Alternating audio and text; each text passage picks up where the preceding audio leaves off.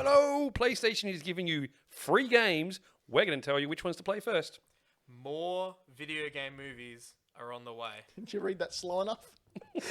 And there are new details about the new Nintendo Switch Pro XL DS 5000, and we're in the mood for sharing them with you.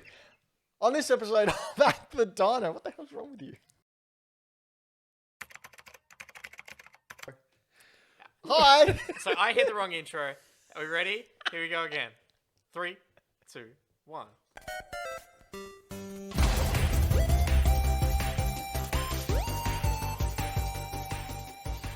Welcome all sorts of people, persons and pets and animals. We're Hack the Dino. I'm Ben Rosenthal, your one of co-host man.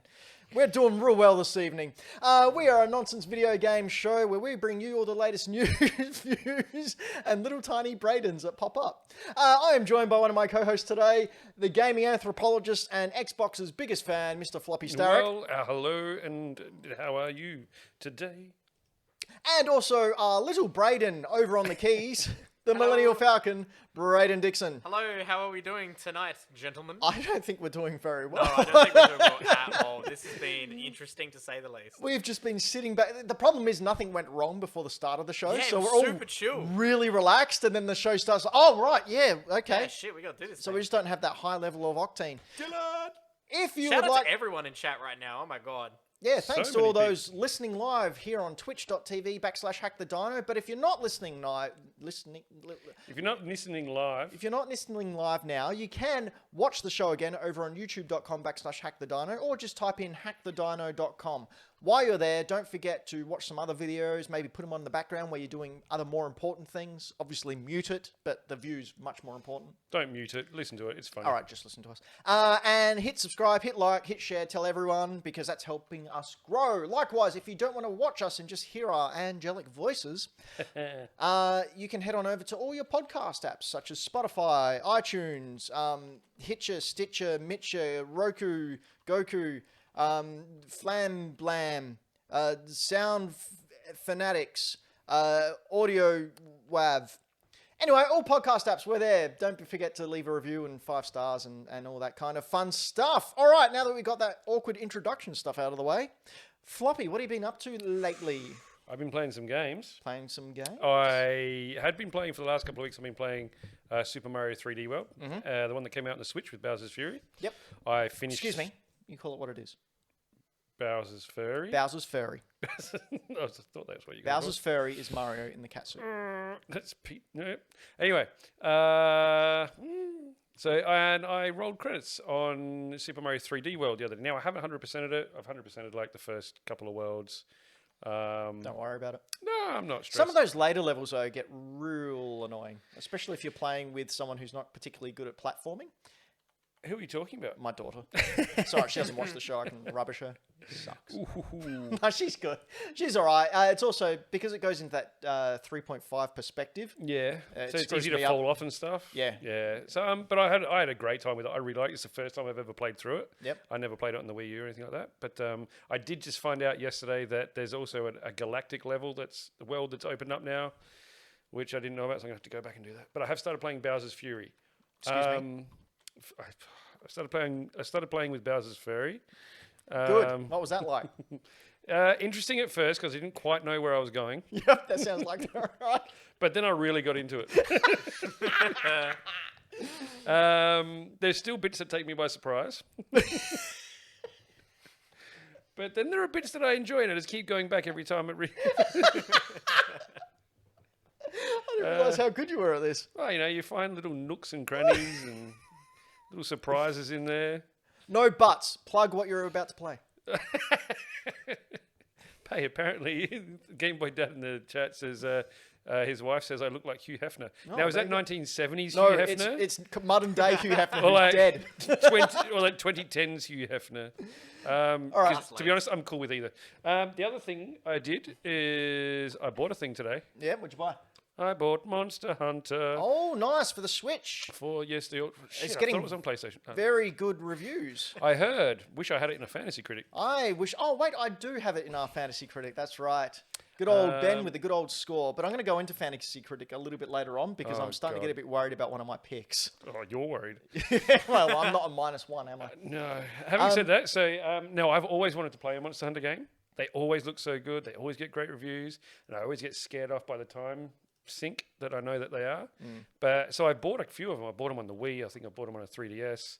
I bought it on the PS4, and I've never started one. So I bought this one, and I'm going to play it. Just like the others that you've bought. Shut up. I'm going to do it. Good game to stream. It is. Oh, speaking of streaming, I streamed John Wick for the first time. Ah. Well, I streamed for the first time. How was Yeah. that? It was fun. I really enjoyed it.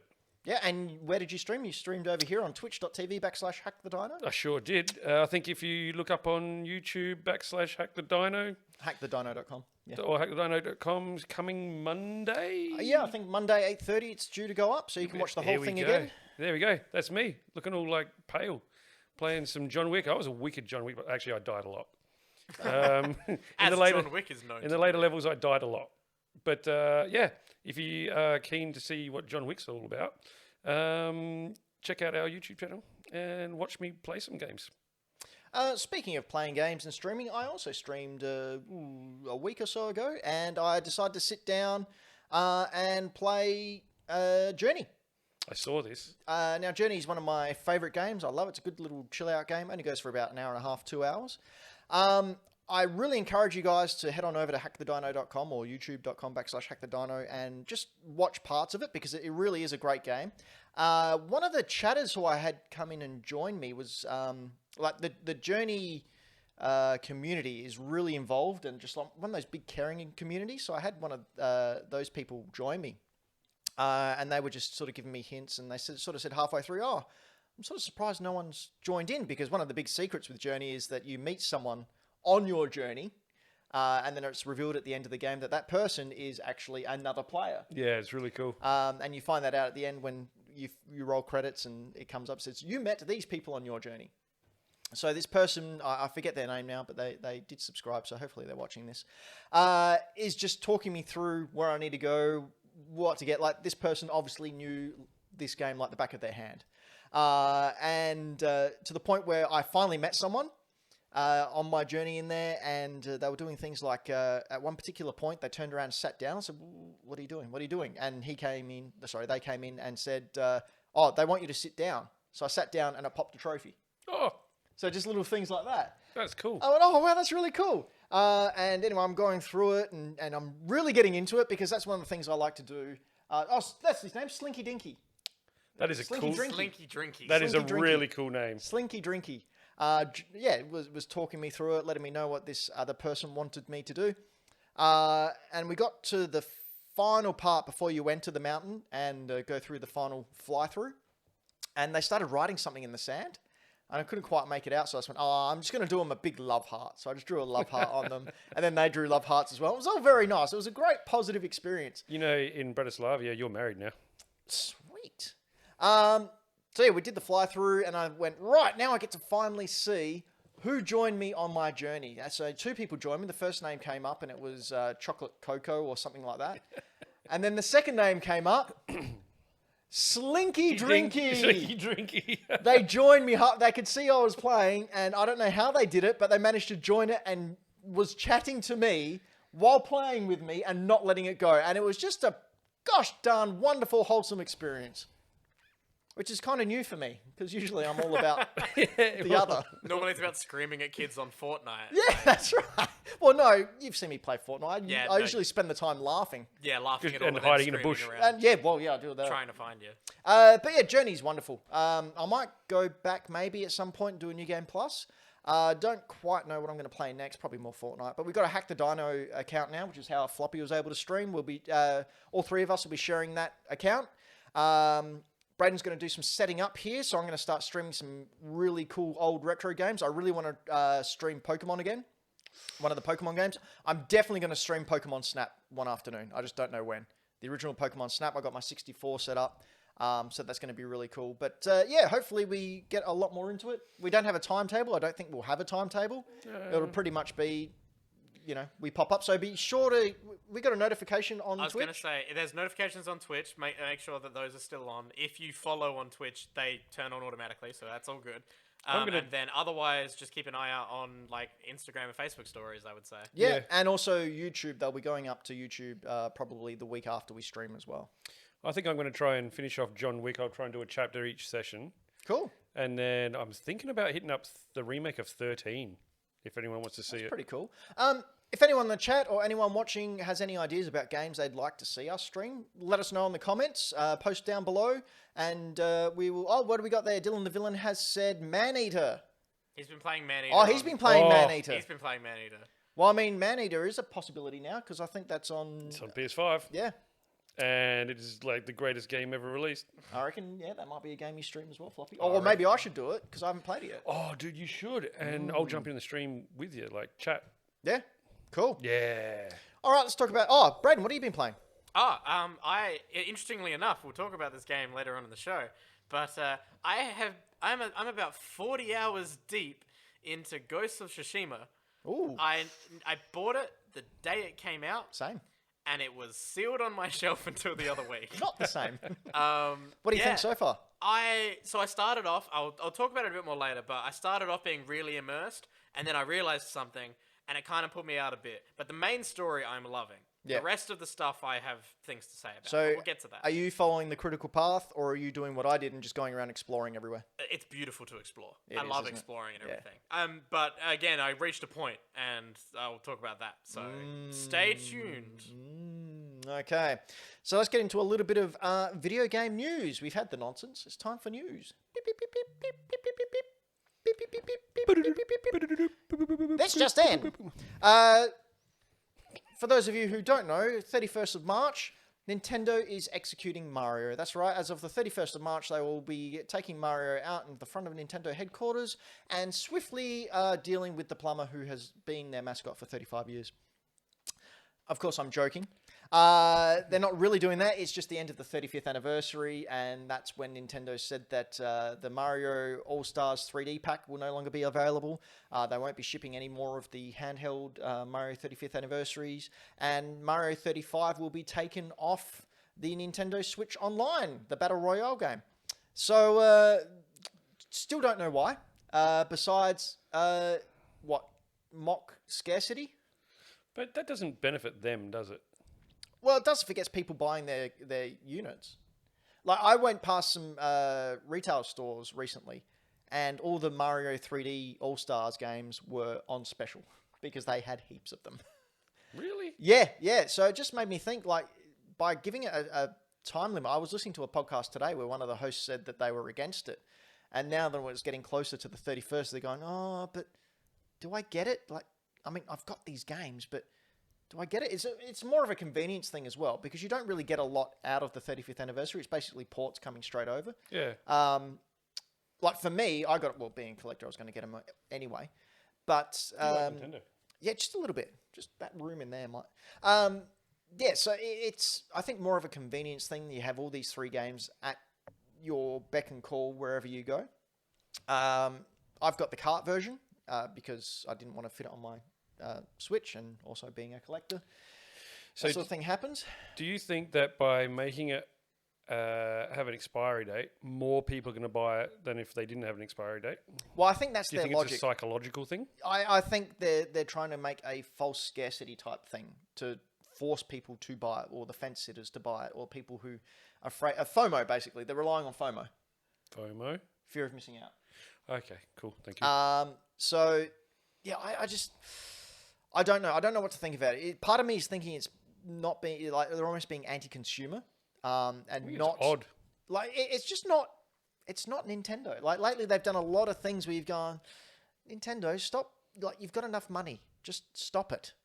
Like, I always thought, and I thought Mario was an odd choice to do something like that with, because I think it's Mario. Like, people are going to buy it anyway. Like, why do you need to do that? yeah, I mean, there's never really been a hideous Mario game. I mean, there's been. We went through it last. We show. went There's through been 10 some of them last game. Like, let's show, Okay. actually.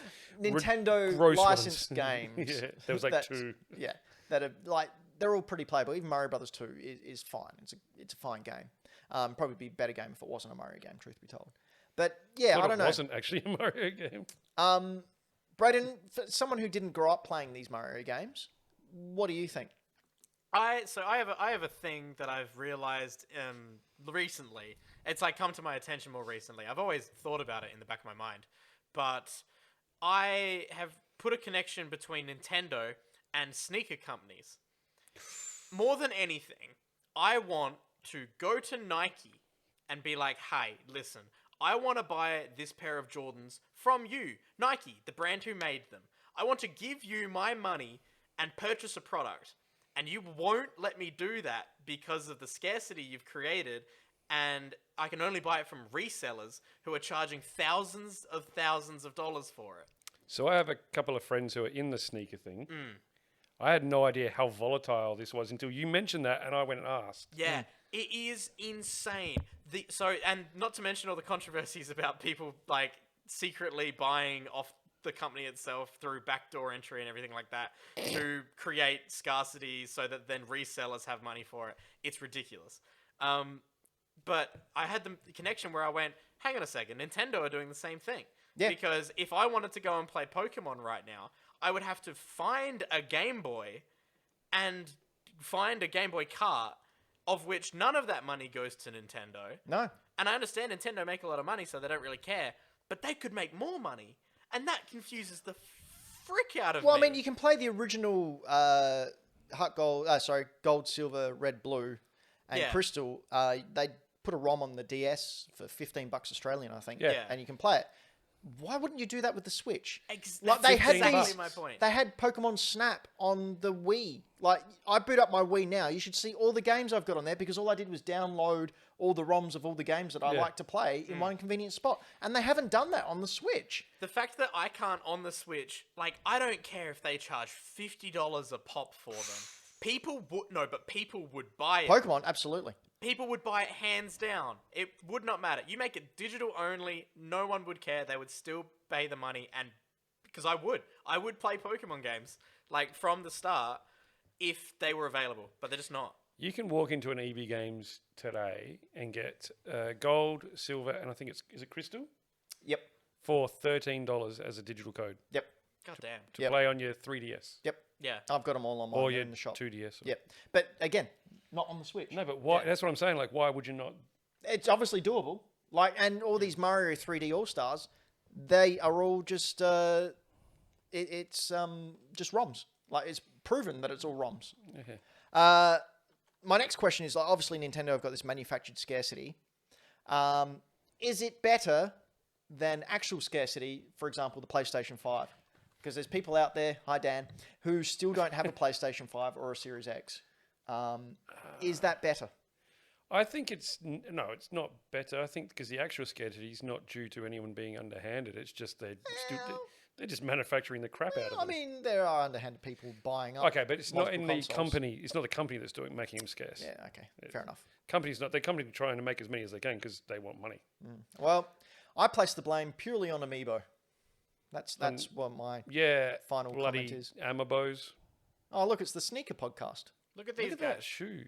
Look at those shoes. Why do you need that many pairs of shoes? There's similar photos of guys sitting there with massive amounts of PlayStations. Yeah, exactly. It's all the resellers who buy all the stock with all their bots, and then none of that money goes to like the company. But the company doesn't care. In the end, company makes their money. What do they care? They make their small amount of money by comparison. I don't get it. Look at that shoe spinning behind him. Yeah. Weird. Yeah. That's pretty cool, actually. Anyway, moving on to something that also looks pretty cool. We got a glimpse of actual Deathloop gameplay. Now, you remember one of my criticisms, the last State of Play, where they showcased Deathloop, was I wasn't sure if it was gameplay. And I was sort of worried about the direction of the game. So this came out, I think, last week or early this week. Damn. Oh, man. And watching this, it looks pretty cool. Like I mentioned as well back then that I was worried there was no HUD. And I just don't actually think this game has much of a HUD. I think we're getting away from the need for HUDs. Yeah. Looks really fluid. Looks really fun. Looks really gory. Looks violent as heck. And I mentioned at the top of the show It's about... it's like cartoon gory though. That's great. Because it's all stylized. I mentioned at the top of the show about our fantasy critic. For those of you who don't know, we have a little fantasy critic over at bit.ly/Dino Critic or bit.ly/HTD Critic. Check. It's one of them because we got a Patreon one and one with just us three. But the one with just us three, the official Hack the Dino fantasy critic, my counter pick was Deathloop because I was worried at it by then. After seeing this, I think I'm in trouble, guys. I think That's understandable. I think I made a boo-boo. I think has my it? crown is in danger. Who has it? Floppy, maybe. Or do you have it, Braden? I can't I remember. think I've got it. I think Floppy One of might you have do. it. I'm trying to check now. I'm going to check now. But, yeah, I'm... But after yeah, this seeing does look awesome. This looks excellent. Does look very, very good. Yeah, we'll see. Next show, we might give a fantasy critic update for those of you who are Yeah, let's not do it following yet. that. Let's wait till I've got more points on the board for But you can follow us if you go to either of those bit.ly addresses. So that's bit.ly/HTD Critic or bit.ly/Dino Critic, all lowercase. You can actually follow our leagues and see who's winning and comment on that as well. And of course, in our Discord, you can chat there about it. Chatting about something else now. Braden, you mentioned Ghost of Tsushima before. I certainly did. Yeah, so Ghost of Tsushima, little game from Sucker Punch. Well, not only is it a little game, it's soon to be a little old movie. That's right. Ghost of Tsushima today was announced that they are making a movie based on Jin Sakai. And it is being helmed and directed by Chad Stahelski. Do you know who that is? No. He's the man behind John Wick. Oh, I like a bit of John Wick. So Stahelski was best known for his work in stunts. Over the years, he's worked as stunt coordinator, choreographer, and more, and has worked on movies such as Deadpool, The Hunger Games, Captain America Civil War, and The Matrix Reloaded. He's scheduled to begin filming John Wick 4 soon, which means Ghost of Tsushima will likely still be a fairly far way away. Braden, this might be a good time for you to drop your Ghost of Tsushima views. Yes, so I just started and everything. All that I knew about it going into it was obviously that it's set in Japan. But from I believe Ben, you and Dan talking about it about this time last year or whenever it was, whenever it came out. You guys talked about it for a bit, and the one thing I could remember was when we talked about it, you guys hadn't left the first island. Still haven't.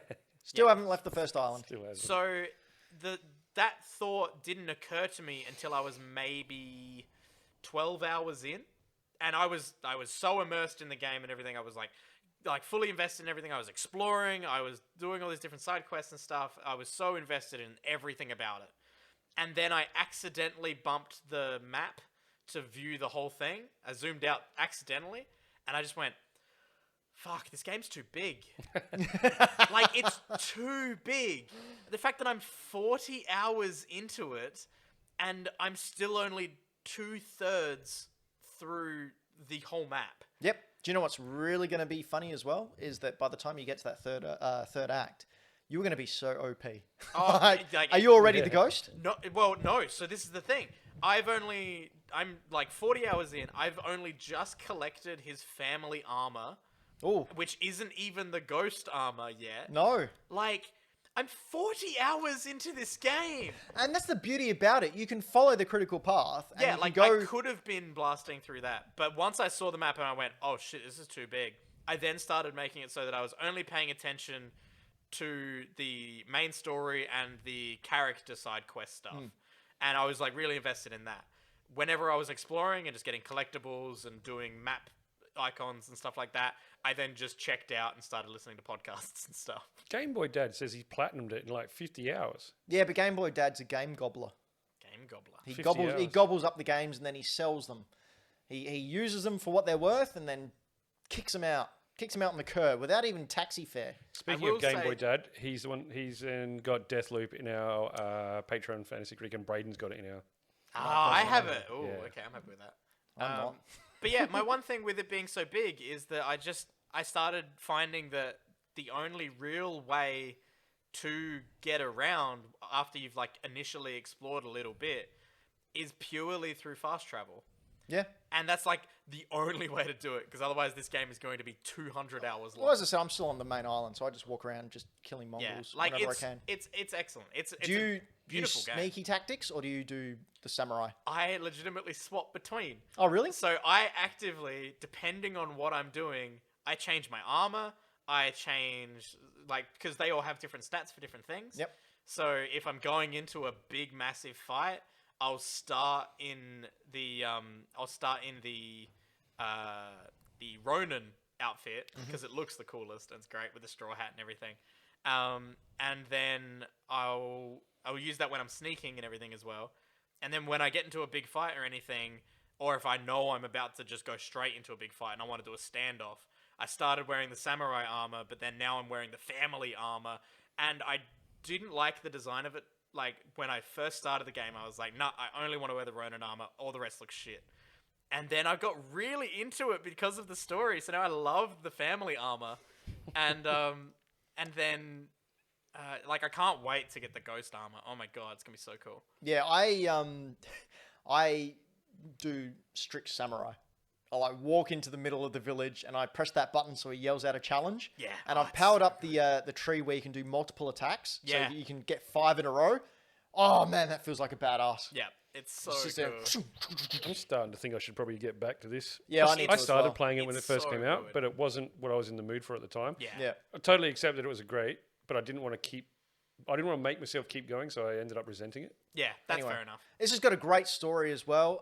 Yeah, the story's excellent. And I really think if they get this right and make it a really sweet, like, action martial arts pick, this is going to be a great film. Do you reckon they'll get David Carradine? No, he's dead. Good point. Do you have another reason to back it up with, though? Yeah, he's also Caucasian. Didn't stop him in Kung Fu. Yeah, in the 70s, which was highly problematic back then, old man. Speaking of problematic, there's other TV shows which are, other properties that will be turning into movies and TV shows. The most famous of which is Last of Us becoming a TV show. Not the most famous. but With Mitch Dreier, was it Mitch Dreier? Driver? Dr. Ackerman. Are you having a stroke? I am. Neil Druckmann? Neil Druckmann, thank you. Just Mitch Jeez. I Driver? just kept thinking of his Twitch handle name, which is Good Dr. Lord, I Ackerman. don't know how you got there. Yeah, anyway. He said that because he's a writer on the TV series, it will follow some of the game, but also deviate heavily for it. Which I'm okay with that. It's fine. It's exploring more of the same world. Yeah. Another TV show that is coming out is Yes, I'm keen for this one. Twisted Metal. Not, you bastard, you did that on purpose. It's not Twisted Metal. There's a Twisted Metal TV show coming out, There is. which is just... What? Okay. I don't understand what they're going to do, but cool, fine. Is it going to be like Robot Wars, but Maybe. Twisted I Metal? mean, you don't know. That's why I'm eager to see it. And finally, that is just wrapped filming. The Uncharted movie is coming out as well, with good old Spidey doing the Nathan Drake. I am very cautiously optimistic about this. Really? Yeah, well, I think... It's just Indiana Jones, isn't it? Well, yeah, it's Indiana Jones. I enjoy watching Tom Holland, but I'm also very aware of what video game movies have been like on the whole. Well, we got Mortal Kombat coming out at the end of this month. Also, I think it's going to be trash, but I think it's going to be great trash. Did you guys see the quote from Tom Holland about Uncharted movie? No? Is it about cutting his hair? No, well, there was the thing about cutting his hair, and then he basically told Marvel and Sony, I'm not wearing a wig. Yeah. Like, you are accepting that I have an undercut right now, and now Peter Parker has an undercut. Yep. Deal with it. Yep. Yeah, it was great. Here's an undercut? Yeah. He has his Uncharted Nathan Drake hair in Spider-Man 3. I can't wait to see 1994 Uncharted. But yeah, and then he said how he kind of feels like it wasn't his best work because he was so focused on hit my mark, look cool. And he wasn't really focusing on acting at all. And he That sounds like Tom Holland. He said he finished it and he was doing this interview and he was like, yeah, like, thinking about it retrospectively, like, I'm not feeling great about it. It's like, That's not good press. That's not good. Oh, He is bless Tom Holland. He is known for not saying the greatest things. At He the greatest can't time. censor himself a lot. No, he can has no He's- brain mouth filter. He's like myself. Whatever pops into your head comes flying out your mouth at a million miles an hour. Ah, that's why he's so softly spoken. Not always in the correct order either. Do you know what else isn't in the correct order, or is in the correct order, depending on what reality you come from. We've got new Nintendo Switch updates. For example, how much it may cost. So just to reiterate, with the recent Nintendo Switch news about a new console coming out, it is not a second iteration of the system. It's sort of like a step up from the previous system, just like they did with the Game Boy Advance and the Game Boy Advance SP. It is not a brand new system. It's just an integration, a 1.5, if you will. It's like a slim model PS4 or a Pro. Yeah. So Bloomberg has reported it will be utilizing NVIDIA's DLSS upscaling technology and incorporating a Samsung OLED display. Oh, I can't wait for that. Also, according to Bloomberg, the Nintendo Switch Pro will use a new NVIDIA chip and utilize the DLSS to upscale to 4K. So it's not going to be true 4K. It'll simply upscale to 4K, which is fine. I can't tell the difference. It's because you've got glasses. They've also reiterated Even more that so, I can't tell the difference. the new Switch will cost about $50 to $100 US more than the current Switch. Ouch. So if that's true, expect to pay about $350 to $400 for the upgraded console. Which, US. that's fair enough. We saw a patent during the week, which you may have caught if you follow our Instagram at Hack The Dino, or on Twitter or on Facebook. There was some leaks of possible new Joy-Cons coming out, which we can see there. You can see the triumphant return of the D-pad. Yay! Which is one of the major concerns. And it makes sense that they'd be reinventing the Joy-Cons, purely because they need to get rid of that Joy-Con drift, because that's bad. And we can see it here side by side with the other Joy-Cons, just to get an idea of what it may look like. So you can see there that they seem to have borrowed the thumbstick. They've gone away from the sort of Wiimote nunchuck. Oh, it's like the 3DS. And gone to the 3DS style one. I didn't notice that in the post. So I am really looking forward to it. I will be getting it regardless. What I would like to know is, will either of you guys be getting the upgrade? I will definitely consider it depending on the price. Really? Yes. Why is price such a big thing? Well, because prices should be a thing for everyone, depending, because, as long as I can afford it, I like to think I will upgrade for it. Yes. Because I want... We're not all Mr. Moneybags. I'm not Mr. Moneybags either, but I know how to budget and save for things that I want. So What's do budget? I. I just want a lot of shit. But yeah, like if it's ridiculous, I'm happy waiting a little bit. Yeah, until it comes down a bit. Yeah, a little bit. If it's like, so what, the current price for a Switch is $469. Yeah. If it's 510, yeah. If it's 550, probs not yet. But then they'll also, I'm assuming, discount the current model as well. I would. And we've already seen a huge dive in the Switch Lites, which I'm super happy about, because the second-hand market for them, their prices just going down, down, down. Brand new, hasn't they? They're like, you can get them for under $200 now. The Switch Lite second-hand, it's great. I can't wait until it's around that 100, 150 mark, and I'll scoop them up. All 4 colours. Yep, I've already got the Pokemon one, so All 3 colours. 4 colours. 4 colours. Was it? Brayden, what about you? It's something I would definitely consider. I would be one of those people who I would be in the boat of I would have to either trade or sell my current Switch and swap it. It's something I would consider, but I'm currently in a boat where Mikhail and I haven't picked up our Switch in a while. Like, we just happen to have not played anything at the moment. I'll definitely be jumping on Shining Diamond, or whatever it is, or whatever the subtitle is. Yep. But I'll definitely be picking that up. But in the meantime, I haven't actually played a whole lot since. I've literally, Mikhail and I are still on Hades. We haven't played much more of it. Oh, that one Game of the Year at the BAFTAs today. Yeah, BAFTAs just happened, didn't it? Yep. Speaking of Hades, did you pick up the physical version? Not yet. I wanted to get it. The cover of it is so Amazing. pretty. Just like everything So about pretty. that game. Brilliant. I just want an art book. I want them to release an art book. Yeah. I'll draw some stuff for you. Cheers. No, they skipped the fan art stage because they're already so hot. Well, yeah. And so horny. Like, really horny. Did I miss something? Relax, old man.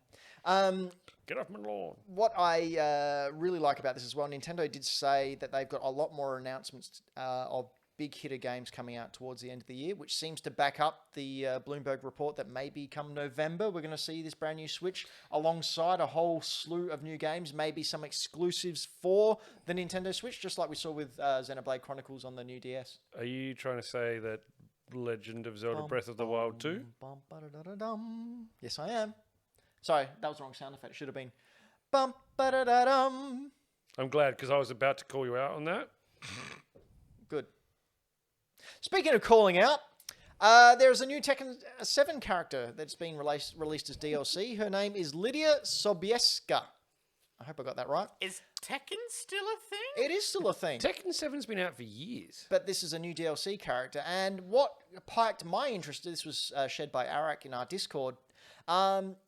This lady does Shotokan karate. Do you like karate? A little bit. So, whenever you see someone doing karate, so for example, Ryu does Shotokan karate, or he originally did, it's not Shotokan karate. Then I watched this sequence here, which we're watching now. She's doing a kata called Kankudai, which is a black belt kata. And I actually watched that and went, oh, hang on. They're actual movements. They've actually got someone and mocapped those movements. So have you done that? Yes, yeah, I know that kata. So here she is, what they call doing bunkai, which is imagining opponents attacking you while you're doing the bunkai. And yet, it's all legit. It all checks out. Her fists are straight. Her movements are correct. She's got the correct angle on the feet. What a big tell for me when watching video game karate people is the angles of their fists and their legs, because they don't kick correctly. But she's kicking with the side of her foot, with the heel out, thrusting it in there, cracking those ribs. Even during the gameplay, she's doing the correct movements. So I was actually really impressed. The only thing I wasn't impressed about is that she's got her gi hanging around her waist, which is not something that anyone who does Budo karate does. She's also got like slits down the side of her leg and wearing shoes. So, probably not the best. Maybe it's like a cross between the 90s zip-up pants and... Well, it shouldn't Who's be. this dude? But, yeah, some random guy. But on the whole, her movements, her blocks, her parries, they all check out. I'm really impressed. She's got really solid stance work. She went into a Kibidachi there and then transferred over to a Zenko Sadachi. It was really, really good. Quite impressed by it. So on the whole... words. I didn't know what they were then. Even that jump kick, that's in Kankudai as well. The Ringeri jump kick. So they've motion capped someone. Clearly. They very clearly. I actually very saw adept. one of the Japanese YouTube channels that I follow called Kuriobi, which records a lot of karate practitioners throughout the world.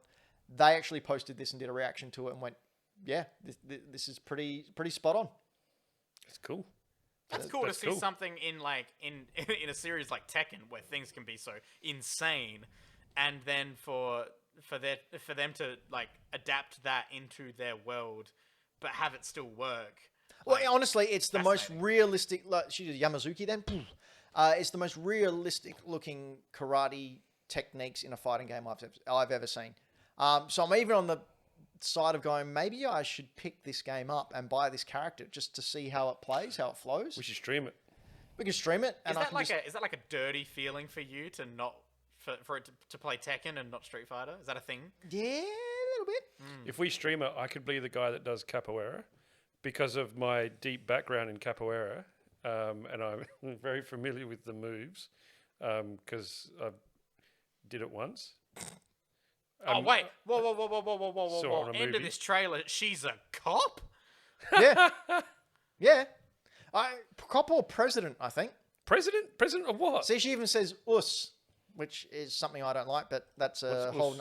Us. So no one actually knows where us came from. If we're going to talk about karate, us is basically in Japan, well, in martial arts circles, basically. All right, so in Western society, they use us as a way of saying, yes, I understand. So you even hear Ryu say, us. And it's not really known where it came from. One of the interpretations I've read is actually is abbreviation of Ohayou gozaimasu, which is good morning, a formal way of saying good morning. And where I read that it came from was on the submarines during World War II. Instead of saying Ohayou gozaimasu as they're walking past their captains, they just went, us. Because you walk past them like... Yeah. So, whereas I personally prefer to acknowledge someone by going, hi, which is Japanese for yes, I understand. Oh, I thought it was just hi. No, hi, H-A-I. Hi. Us. I love Braden's little us. I don't. It really gets I watched one martial arts class one time, and I was so overtaken with how much they said us. Oh, it's ridiculous. It was it so... annoys and it was like, say it from your gut. And I was like... What?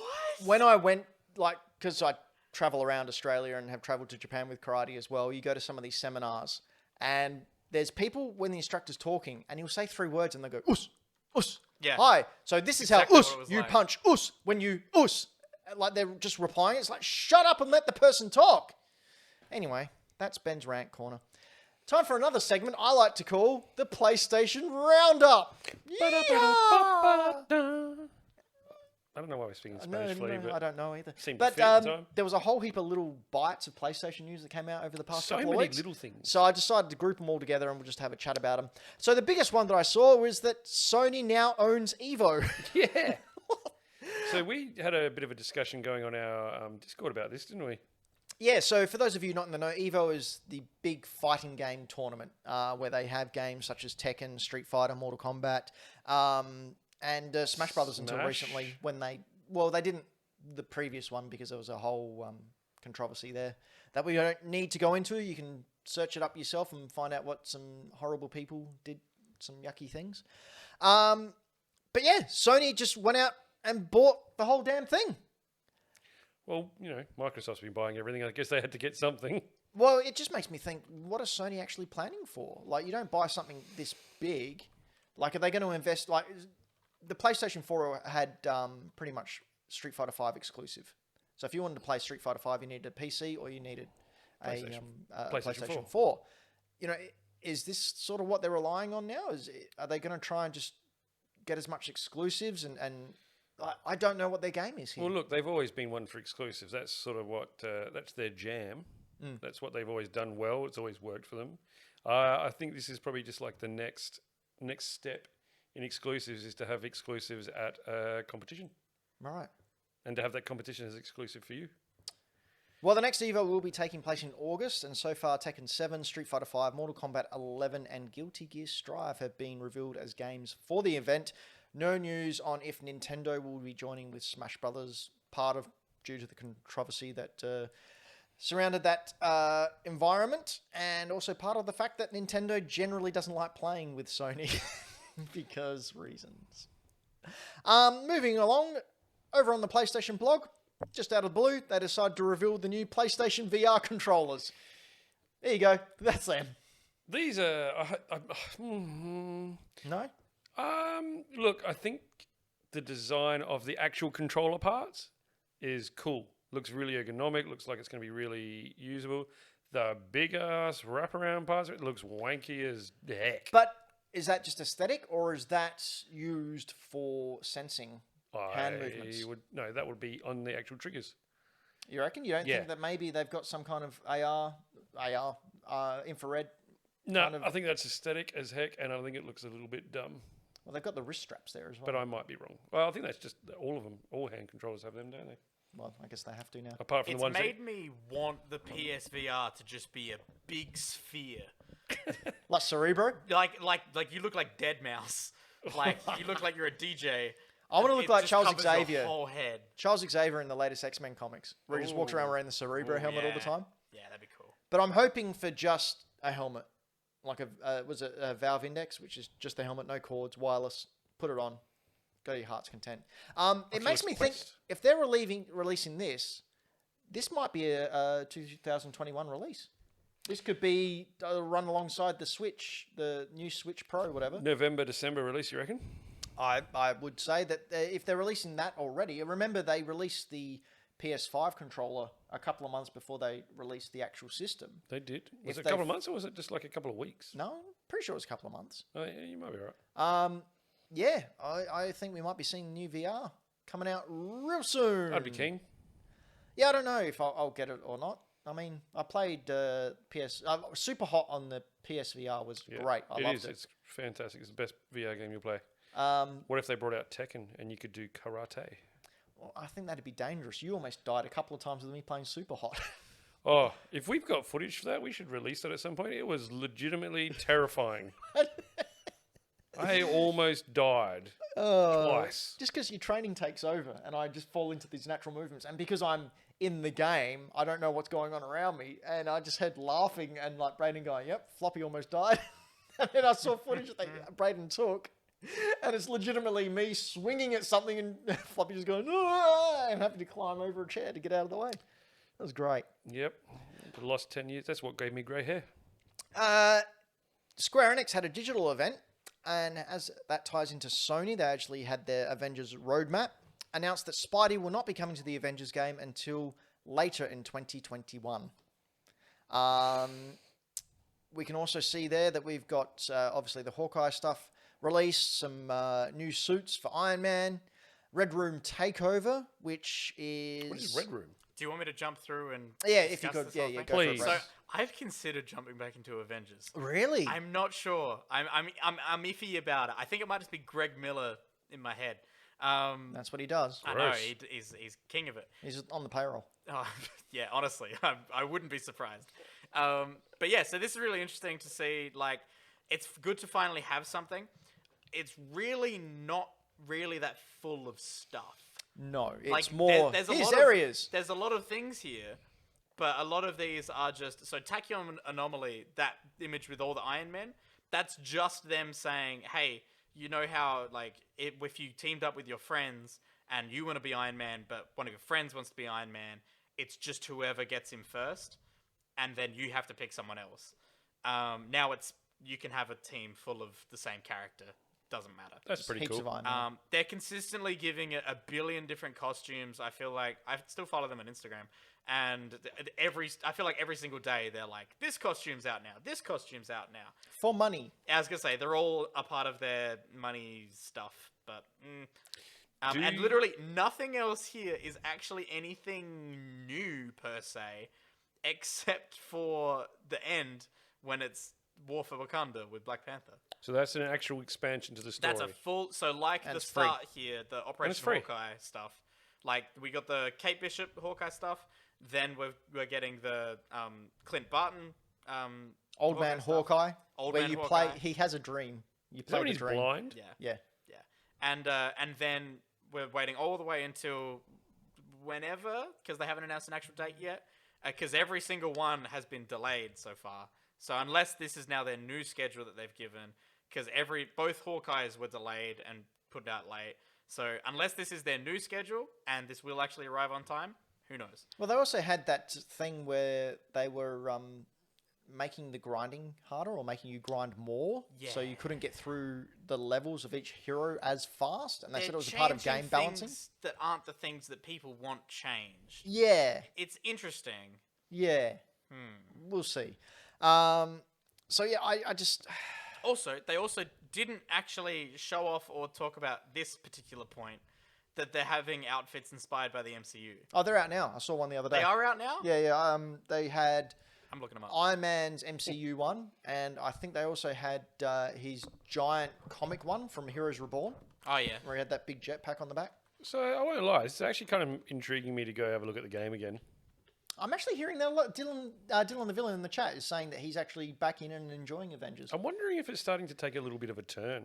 I don't mean if it's going to shoot back up, but I wonder if it's slightly redeeming itself. Yeah, I don't know. I mean, I know making a game's really, really hard. I know it takes a lot of time and effort, and obviously having a worldwide global pandemic can put a massive spanner in those works, but I just think it's almost too little too late. I think they've just missed too many boats. And it doesn't have enough to go on it. So, I mean, the story about just the other day, you had a mutual friend ask you if he could play it with his son. Yeah. Sit down and play it with his son. And you had to let him know that, no, it's not a split person game. I don't know if that's... Why not? Why wouldn't, put that in? I mean, all right, it's not as easy as going, all right. yeah, I don't think it's that easy, and I don't think But- it was ever designed to do that from the very beginning, so it's probably quite hard. Why not? Look, I'm incorporate sure there was something like that? a reason at the time. They probably could have gone it. Look, yeah, they wanted more money. Also, can I just bring it up, because I actually really liked their reveal. Their Black Panther suit does look really damn cool. Yeah. Like, it looks sick. This is their reveal that they did for it. And I was watching this and I was like, okay, yeah, like this all checks out. And I was like, okay, that's pretty cool. Yeah, it does look cool. It's really cool. Now, see, I think that got pushed back because of Chadwick Boseman's passing. Yeah, that was a thing, because this image here, that logo of theirs in the back was on something earlier. They teased something and it had that on it. Well, that also got pushed back in the latest Fortnite season. Well, that Marvel Fortnite season, Yeah. where he was released the next season as an expansion. Yeah. I think I'll go back and look at this. Yeah, you reckon you're down for it? Yeah, and like I said before, I don't think this is going to save it and make it a humongous success, but I think this is just going to keep it going as a steady... People will come back and play it, I think. But I mean, all right, so it keeps going as a steady thing, but is that going to justify the, no doubt, huge amounts of money they have to pump in for the licensing, for the servers, for all that sort of stuff? I don't know. I was gonna say my new thing is that they've announced that they're doing a new thing. I said it when they had announced was the Hawkeye stuff, and I was like, "What is this thing gonna do next?" Because it's meant to be I think Greg Miller, kind of funny. He summed it up really well in his little video where he described what they should be doing, and he was like, "You've pegged it as a Destiny as a live game." But instead, you should be thinking of it as an event game, where every month or so, you come back to it, and there's a new thing there for you. Don't think of it as there's stuff there every day, every week. There's new things coming.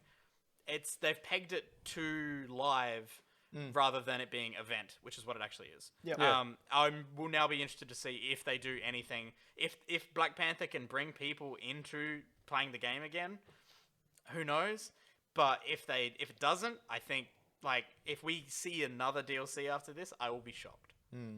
Well, they have to release Spidey. I also doubt that'll ever happen. Yeah. Speaking of being shocked, the PlayStation stores on the PS3, PSP, and Vita are being shut down, thrown up, tossed in the bin. PS3 and PSP will be closing on July 2nd, and the Vita on August 7th. So if you've got any of those games on those shops that you thought, oh, maybe I want any digital exclusives, jump on there, get them now, because that's it. They're gone for good. What do you think about that, Floppy? Look, it's always inevitable that it's going to happen. I didn't think it would happen this soon. No? Well, I didn't think the PS3 would be shut down this soon. Or the Vita. PSP, I didn't actually realise that was still going. Wait, hold up. I just realised, it's the PSP, not the PS Vita? Both. What? It's both. Oh, it's so, both. Okay. The Vita still had games being released physically for up until, 2 years ago? Mm-hmm. So I thought that was a surprise, that the digital one's getting shut down now. PS3, that 2 years ago, we're still getting games released for that. So I thought that's a bit weird. And I think the PS2, how long did the PS2 I can't recall. have a digital thing going? I don't have a timeline. And anyway, but it kind of sucks. It's inevitable. It does suck. But I guess when you look at the percentage of people that go back and purchase those things, still is so minute that it's for them. And is it Jim Ryan? Head of Sony, has said he doesn't understand backwards compatibility. That's why it's never been a major thing for them. Yeah. That's why they've never focused on it. And all their statistics say that, people want it, but no one uses it. So exactly. They want it to be there. A vocal minority complain about it, and then the Snyder Cut comes out. Yeah. Speaking of the Snyder Cut, you too might be able to play games from yesteryear, because on March 18th, a new patent from Sony was published titled Method and Apparatus for Awarding Trophies. Now, the patent reads as, a computer-implemented method assigns one or more trophies to a user. A game is emulated in response to a request from a client device. An emulated game from a client, so maybe putting a disc in of a game that you haven't played in a while in the PS5, and it downloading an emulated ROM. Sounds awfully like the way that other backwards compatibility works. It continues. A trophy trigger is detected during emulation of the game by comparing a memory value of the emulated game to blah, blah, blah, blah, blah. Basically, popping trophies on old games. Sounds like they could be experimenting with backwards compatibility and doing it in the most sensible way. You have a disc, you put it in, it downloads a ROM. Which Spider-Man game is that? This is Spider-Man 2. Oh, I was going to say. This was the best Spider-Man 2 game. Best Spider-Man game. I've got it on the GameCube. Bruce Campbell's in this one. Yes. Yeah, this is the pizza mission. Yeah, it's great. If this happens, I will be clinically dead. Because I just won't exist as a human being anymore. I'll be going back and playing all my PS2 games and getting trophies. What would you play first? Yeah, I still have it. But, Spider-Man 2, 100%. Yep. Ratchet and Clank already has HD remakes and remasters and stuff, so I platinumed a couple of them on both Vita and PS4. But like, I will totally go back and play old PS2 games and like just revisit everything and be like, oh yes, I'm not wasting my time. I'm still wasting my time. Those things don't matter. Do you know what the best part about Spider-Man 2 game was? When you 100%ed it, you could play as the Green Goblin. Yeah. And I did that. I never did that. Game. It was so good. Yeah, great game. Speaking of great games, PlayStation is about to give away 10 free games for anyone who has a PlayStation and wants to play free games as part of their Play at Home initiative. Now, I've got here the list of 10 games, and I thought it'd be fun just to go through them very, very quickly and rank them 1 to 10. So I will read out the list of games, and we will discuss what goes up at number 1 position all the way down to number 10. Now, we haven't all played each and every one of these games, so forgive us if yours isn't high enough up on the list. But either way, these are all free. You can all download them now, apart from Horizon Zero Dawn. You can download them all now. For a limited time, though, so make sure you download them quick. And I don't know if you download them and then delete them. Are they in your library forever then? I believe so. I think these are like a PlayStation Plus. Like so you should go and download them and then just delete them if you're not going to play them. Just download them into your library. But we've got Abzu, Enter the Gungeon, Res Infinite, Subnautica, The Witness, Astrobot Rescue Mission, Moss, Thumper, Paper Beast, and Horizon Zero Dawn. So where do we reckon... Well, already, what are we thinking number 1 should be? First of all, I'm going to tell you, I've played Abzu, Subnautica, The Witness, Astrobot, and Horizon Zero Dawn. We can go through that as we go, but I mean, I think So I don't it's know pretty how to obvious rank what ones I number haven't 1's going to be, yeah? I think we're both in agreement that Horizon Zero Dawn is going to be number 1. Braden, what do you think? 100%. Yep, all right, we'll lock that one in. This game is great. Also, one that they should make a movie or a TV show about. Well, you never know. I think it'd be a good TV show, says the guy who's never played it. It's an alright comic. Says the guy, you've never... I've never played it. I've got it there. The comic's good. Yeah, I reckon maybe that'll be a game I'll stream at some point. Horizon Zero Dawn. Do it, man. It's amazing. Number two. Now, I've played Abzu. Easiest way to describe Abzu was a game company played Journey and thought, man, we really want to make this game. But instead of in a desert, let's do it underwater. It is beautiful. It is. It doesn't have quite the same feeling as Journey. Look at that big fish. Yeah, the whale scene sort of freaks me out a bit. Hold to ride. Yeah, I don't know. It's fun. It's cool. I mean, it's free, so everyone should play it. It's a walking sim. I get creeped out by the length of his flippers. Yeah? Yeah, it's weird. It's basically Journey underwater. Yeah. So, where would you put it at the moment? I mean, these numbers can change up and down. I would put it at number 2, but under Horizon Zero Dawn. Really? Number 2. What do you think, Brad? So Well, I at was the thinking moment, we've number talked 5. about two games. At the moment, we're at 2 games. So Yeah, but I if also we- put it at 2. We can put it in any number on the list, and then it Yeah. can jump up and down I was from there. going to say, so it's safe to put it at 2, and we can And the next one might move go them above around. it All right. or That below. checks out to me. We'll do it your way. Not like The I right way. meant the show. All right, next we got Enter the Gungeon. Now, I haven't played this, but I've heard really, really good things about it. Former host Dan McGuinness, may he rest in peace, loved this game. He was really, really high on it. Floppy, have you played Enter the Gungeon at all? I haven't. I know of it, and I know the kind of game, but I haven't played it. Now, it's a roguelike, shoot-em-uppery. Braden, have you played this? I've not. I've watched a couple of people play it, though, and I find it very interesting. Like, the entire premise is hilarious. The fact that they've just changed one letter in Dungeon and made all the enemies bullets. Yep. Like, it's very silly, and like you But it don't see a dungeon crawler with assault rifles in them, so that's different. And like the art style is cute and everything, but yeah, I've seen people go like get really deep into it and everything. Like there's so much that you can learn about the world and explore and grow with each time you do it. It's again, I'm not a roguelike person, but like it seems like good fun. So where are we going to put this? Above or below Abzu? I would put it below because I think I personally enjoy Abzu style games more than those ones. Okay, I would put it above Abzu because I think... You are the one person who has played Abzu, so... Yeah, from what I've read as well, played Abzu. Okay. I think Enter the Gungeon has more appeal, has more longevity, has more replayability. Braden, deciding factor. I will go with Ben on this one. I mean, you're both wrong, but okay. Well, I'll accept it. you have no choice. So Enter the Gungeon's at 2 and Abzu's at 3. Okay, next up we have Res Infinite. VR game? I haven't played it. Is it a VR game? I don't know. It looks very VR-ish. Anyway, it's very music psychedelic. It's is it a remake or a sequel for the one that appeared on the PlayStation 2? Really cool that was soundtrack. Weird as hell. Yeah. Oh man. Was it a rhythm game? It was, I believe. Yeah. And like all these elements on there are things that you have to interact. Like everything on here right now is. It looks like an absolute trip. Yep. It's giving me a headache. So what? We're pretty happy with that at 4. Yep. For the time being. Yeah. Yeah. Take my glasses off. Give me a headache. Okay. Subnautica. Now, this is another one that former dead co-host Dan McGuinness played a lot of as well. Basically a survival game where you crash land on a reef and have diving implements and you have to go swimming in the ocean to reclaim bits and set up and find a way off the ocean planet. I played some of this, not heaps, but some of it, and enough to enjoy it as well. It's like No Man's Sky but underwater. Oh, cool. So a battery sim.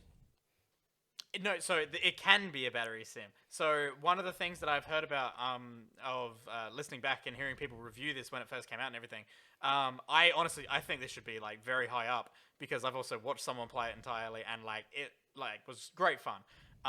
There is an option to turn off the food and water awesome. level, so you can just focus on oxygen and your health bar.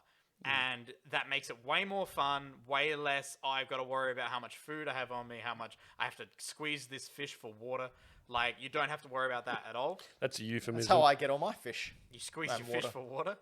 But yeah, and honestly, like, this game, like, one is gorgeous. Yeah. And the sheer scale of it is crazy. Like, once you find you constantly are getting upgrades to dive deeper and into more dangerous situations. Because you'll go to a place for the first time, you'll be like, I am not meant to be here.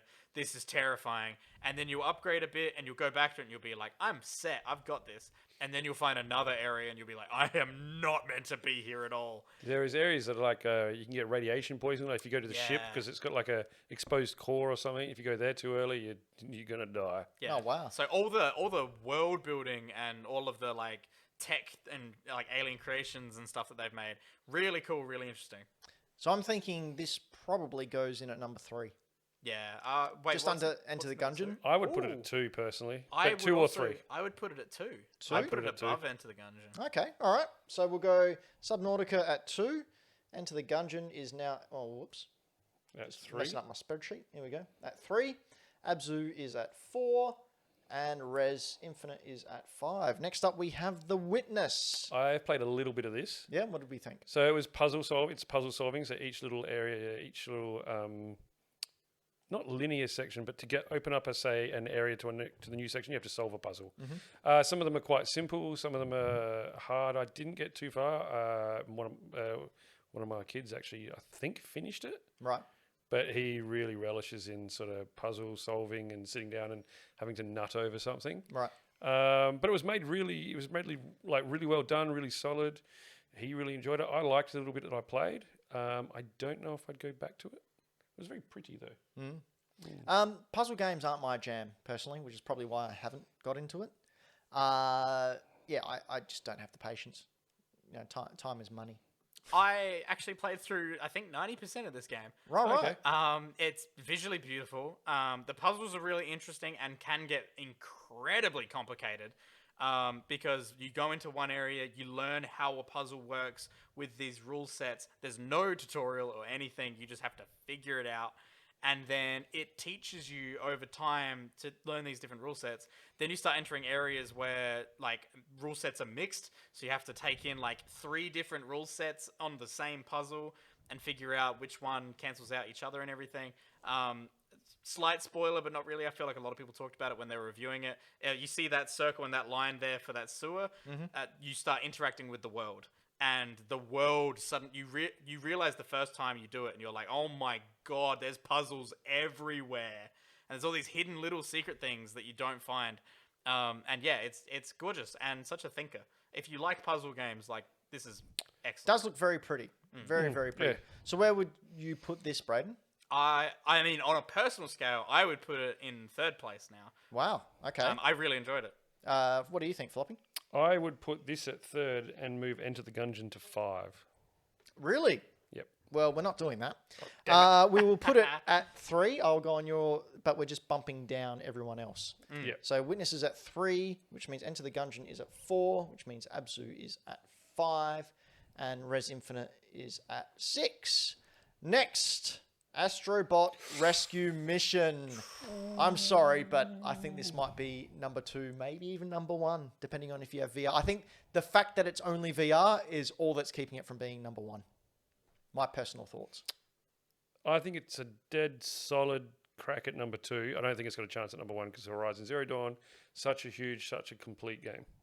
Floppy? No, you're Floppy. Brayden, the other one. I completely agree in this sense. Like, I think it being VR exclusive, like, I mean, obviously you can't experience it without VR, but, like, if you have VR, it is, like, one of the top tier things alongside things like Superhot. Like, it is, like, Astrobot in general is so good, and how this utilizes VR and like teaches you things to do and then slowly makes it more complicated and reveals little secrets, and it just has so much fun doing it. Yeah. I think this is an absolute lock for number 2. Okay, so we'll whack that in at number 2. Next up, another VR game, Moss. Now, again, I've not played this one, but when it came out, distinctively remember all the sort of video game journalists that I listen to and follow raving about how awesome it is. And much like Astrobot, you're not shoved into a first-person perspective for it. Like they use VR in a different way in that you see the level and you have to guide mouse through it in that way. You played this at all, Floppy? No, I missed this one completely. I heard all the same people. Like used to listen to, the Kind of Funny Games guys talking about it and stuff like that. So I was aware of what they thought of it, but never actually got as far as to trying it out myself. All right, Brayden? I think it's incredibly cute. I think it is, I mean, gameplay-wise, it's basically the exact same as Astrobot. I don't know which came first. Moss came first. Moss came first? Yeah, that checks out. But, so I think it is an excellent little game. Like, I think it is adorable. It's really cute. But I don't think it stands up to what Astrobot then iterated on. And So I'm thinking maybe it goes at 5. what's that under? So pushes under. That goes before Enter the Gungeon. yeah, so Enter the Gungeon to be underneath it. I think Moss would go under Enter the Gungeon. So maybe 6? Yeah. Okay. That sounds right. So if we go Moss at number 6, I'll do that one there. Abzu 7 and Res Infinite 8. Yep. I'm uncomfortable with Abzu being at 7. Well, It's really flown down the list, hey? well, too bad. No, really. I mean, I was eager to play that game, and I was very disappointed by how shallow it was. No pun intended. Fair, because it's underwater. Love that. Okay, next up, Thumper. Now, this is a game I have played. In fact, this was the very first VR game I played at Dan's house. Do you remember that at all, Brayden? Oh, yeah, that's right. Wow, I forgot about that. Yeah, pretty cool. Just a rhythm-based VR game. It Nothing too bonkers. strenuous about it. It's no super hot. It's no mouse, but, it was fun. Moss. Yeah, sorry. I was thinking of the comic. Ugh. Yeah. Or the yeah, that's where character. my head. Yeah. Personally, I don't know if you guys have played it at all, but I would be fairly comfortable with this being at number 9 at the moment. I had not heard of this game until tonight, so I have no opinion. Well, it was, I think, almost a launch game for PSVR. Oh, I missed So it that's completely. why we're watching it now, and it looks kind of, bland. I've played many games of a similar rhythm style. Yeah. I can't tell if we're playing this, if it's playing a loop of the same 5 seconds, or if it's. Yeah, and I think that's a good indication of the type of game that it is. It is very samey. So I think at the moment, number 9 is probably a safe place to put it. Yeah, I would agree with that. Okay. And last one on this list, we have Paper Beast, which I am not familiar with. Floppy, have you played Paper Beast? Once again, I'm hearing about it now. Oh, good. Brayden? I also have not played this game. Let's totally judge the crap out of it. All right, having cool. never We'll played go it. with visuals. So Brayden's going to bring up some footage. There we are. Another VR game. That looks pretty cool, actually. That looks like one of those machines that uses wind power to crawl along the beach. Yeah. So I like. I can't the remember idea. the name of it. What are they? Those This is two not at all what I thought this game was. They look like shredded paper. I things. totally thought this game was something completely different from the poster for it, I think. The It showed a picture of Mario. No, I'll bring up the poster because it is nothing like this. I don't know what's going on there. I'm assuming from the name, it's shredded paper that have taken on animal characteristics or animal. It's like a big origami game. Moo, I'm a goat. Yeah. Like, I'll bring up the poster because it did not give me that vibe at all. 1 second. I don't think this is high on the list. No. I'm quite happy to throw in a old 1-0 on that one. See, I don't know because having played Thumper, and like Thumper, what you see is what you get. You know, sparkles, Yeah, but I knew what music. that was. Like, that's what I saw of this game. Oh, okay, so that makes it look cool. Yeah, I thought it looked really cool. And now I've seen gameplay, I'm like, oh, that's what that is? See, I don't. I would be happy with putting this at number 9, just because we haven't played it. And one thing with VR is how immersed you do get into the game. Having played Thumper, it is a very not generic, but very simple. It's not too deep. It's you know, boom, boom, boom, boom, boom, boom, boom, boom. One of those that we played a million times before, just in VR. Whereas this, I think they'd at least be trying something different. Look, if there's one thing I've learned in the last 40 years of life, it's totally okay to take 5-second snap judgment and rank things. You're right. That's a valuable lesson. That's how the pros do it. Yeah. That's real games journalism. I'm If voting. there's one thing I learned from the 80s. I'm voting Paper Beast at number 9. Yeah, I'll go with you. Just purely because Thumper looks boring. Braden, you saw me play Thumper. What do you think? Yeah, I agree. He's still getting therapy. I checked out entirely. Oh, good. So what's the list looking like? Okay, so the list. Number 1. Oh, we'll go for number 10. Number 10, we have Thumper. Number 9, we have Paper Beast. Number 8, Res Infinite. Number 7, Abzu. Number 6, Moss. Number 5, Enter the Gungeon. Number 4, The Witness. Number 3, Subnautica. Number 2, Astrobot Rescue Mission. And the number 1 game you should play when it's released in August or April is Horizon Zero Dawn. Skywalking. Why are we showing there? a glitch for the greatest game that we've just named number 1? This game is really good. There you It go. is so good. So it's free now, everyone. So you should play it and you should have a good old time. But before you do, you should watch the fine products from these sponsors that support our show.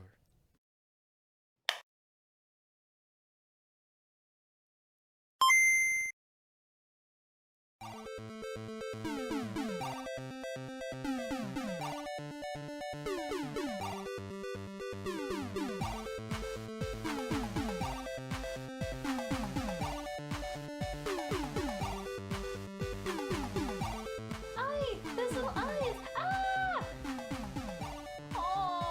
Oh my god, I love him! Oh, he's in a hat! Not the doggos! I can't even read anymore. Ah! I can't even do it anymore! I have to finish this game. I have to finish this game.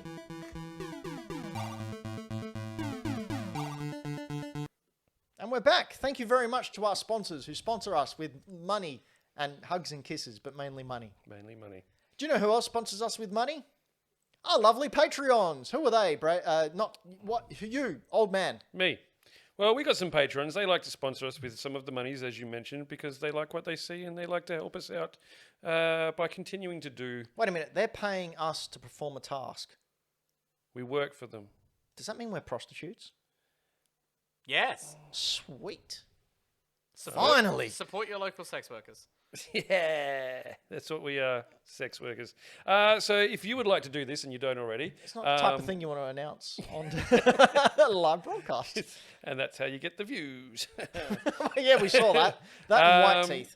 We have some different different tiers with different benefits. So if you want to jump in at the, Careful now. if you want to jump in at the $1 a month benefit tier, you can get the private Hack the Dino Discord. You can jump on, chat to us, chat to the other $1 and above patrons, and share some cool stuff, have some cool chats. We do that on a semi-daily. Yeah, well, we're in there a lot. One of the things I really like about the Patreon exclusive Discord channel is the amount of we just share our video game pickups and Yeah. like just a little community there that it's really is. real fun. And for $1 a month, you can join our community. I do like seeing all the stuff that people pick up. For $2 a month, you can have your name added to the list that scrolls down here. There, Look at that. I can't, Look at that. I There they can't are. do it. Why can't I do it? All these people. All these, look at all All you these guys. wonderful, all these cool wonderful They do at people. least $2 a month, if not more. For $10 a month, you can have an exclusive extra monthly that we call Dino More, where we will pick a topic or have a chat just for you guys that do $10 or more. And you should really check out the February one, everyone. Or the latest one we've did, which is up now for all our $10 and above Patreons. Because doing that one? I went on a rant about dinosaurs. Oh my God, you And did it's something too. very, very close to me. Yeah. Basically, I give hard scientific reasoning and fact as to why dinosaurs with feathers are bullshit. And continuously, for the entirety of the show, I brought up the coolest looking dinosaur. Yep, that's right. Yep, so They go got check it perms out. and stuff. So $10 Patrons, if you haven't checked it out yet, make sure you get over there. Maybe in a couple of months we might release it for everyone as a bit of a teaser, but that'll be after all the Patreons have had their fill. And We also- you guys get your shout out. You do get a shout out on the show. So thank you so much to Dat Beard, Karen Knight, Dylan the Villain, Sam Beard, Triple Indy, Mike Towns, Ash Knight, and Game Boy Dad. All the thumbs up to you, Thank you, wonderful guys. people. Woo! Excellent. And now, after that, we have a $15 tier, which gives you a post show. So stick around after the show, if you have $15 or more, and we'll be doing some stuff for you. That's basically, we'll give you the link to the secret link place where the links go to see our post show. Where the prostitutes apparently go up there. That's right. And then the big top daddy of the tiers is the $25 a month one, where you can supply us with a video for a video ad for yourself or a product that you supply, and we will run that live in the show, as you saw before when we played Game Boy Games' as ad. Game Boy Games by Michael Towns. Not only does he create fantastic games for your Game Boy or your Game Boy emulator, but he can also burn them onto a cart. But he can also put me in the game. That's right. I'm in one of the games. He I'm there could talking. put me in the game, but No, not you. I wasn't around at He that can point. also arrive exactly on the stream, exactly when his own ad is playing. Well, it's 'cause Yeah. he's got that capitalism Spidey sense.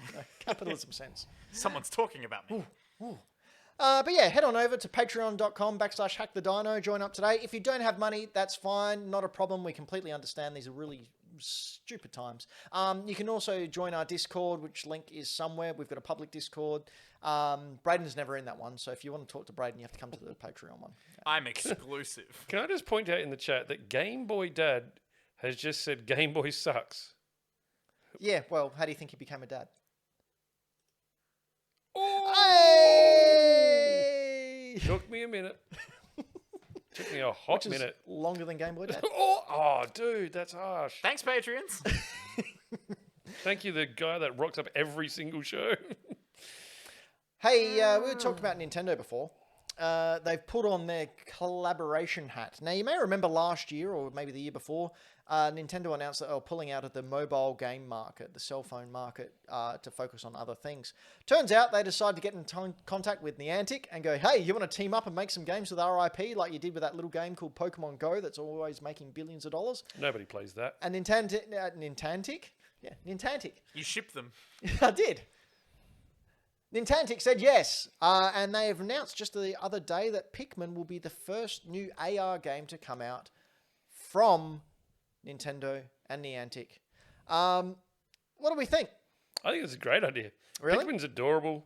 Pikmin, I think more people would actually put this up and just be like, man, I forgot how much I love Pikmin. Really? Yeah, How many people do you reckon know about Pikmin? at least 7. How many people do you reckon know about Harry Potter? Who? You know, that old wizard guy. Correct answer, Fluffy. I've never known what Pikmin was. I've always seen it and gone, yep, that's Nintendo's Pikmin. Hit franchise that I've never played or never seen and I know nothing about. Exactly. Like, my point being, all problematic stuff aside, we're just looking at the IP of Harry Potter. It's very well known. Because it is very well known, Niantic made a game out of it, an AR game, similar to Pokemon Go. Harry Potter AR, or whatever it's called, failed miserably. Yep. there was another Ghostbusters game. A game where you walk around literally collecting ghosts in an AR world. Failed miserably. There was a Jurassic Park one, which was just awful. I didn't even hear Failed about that miserably. one. Yeah. So people have tried to bring out these games with IPs a lot more popular than Pikmin. I think that's the problem. What? Because Pokemon isn't a successful IP. I think no, but there's exceptions to every rule.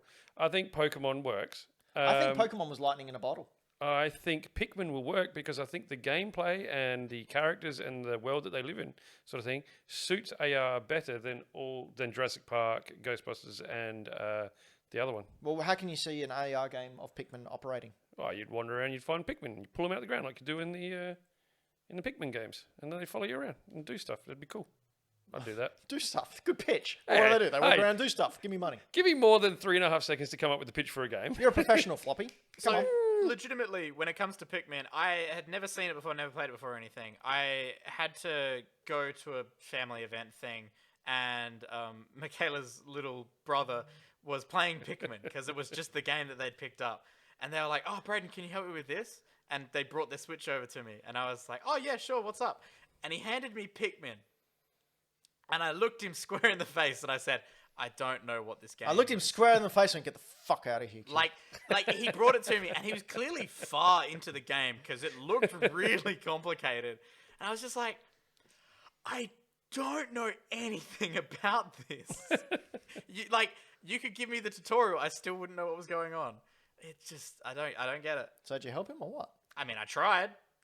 My point being, I think Pokemon Go was lightning in a bottle, and they are dreaming if they think that they can capture that kind of intensity again. I still play Pokemon Go daily. I think it's just the perfect mesh of what that game is and how it translates to Pokemon AR. The whole reason the first Pokemon Snap was so successful was because we'd never seen Pokemon in their environment.